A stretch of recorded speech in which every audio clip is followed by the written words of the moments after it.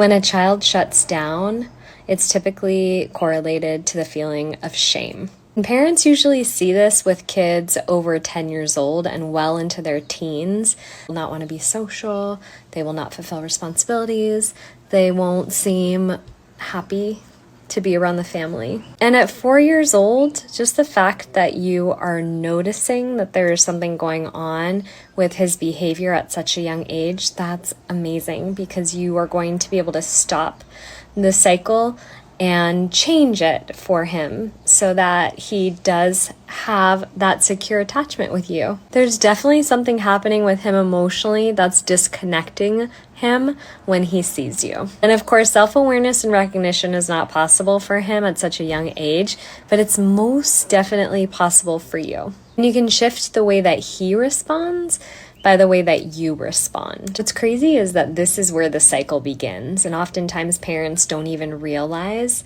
that the patterns start at such a young age, usually before the age of 6. My youngest daughter, Adelina, who's 9, was exposed to this process when she was 3 years old, compared to my older children that were not exposed to this process until they were 11 and 13 years old. Well, Adelina, she is so much more emotionally intelligent and has a lot of empathy and understanding and the ability to express her emotions compared to my older children who had to take a while longer to learn. The most important thing to look at in this situation is, how do you respond when your son is crying or upset? Typical response from parents is to shame, judge, criticize, or blame when a child is upset,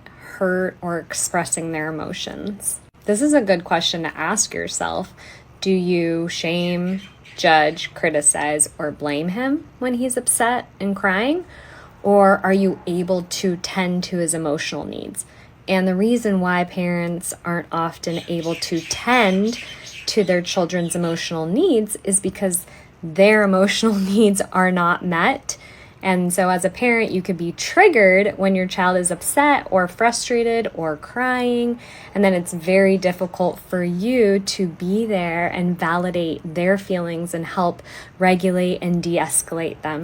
So the first step is self-awareness, and you can get the rest of the 8 steps in my parenting toolkit.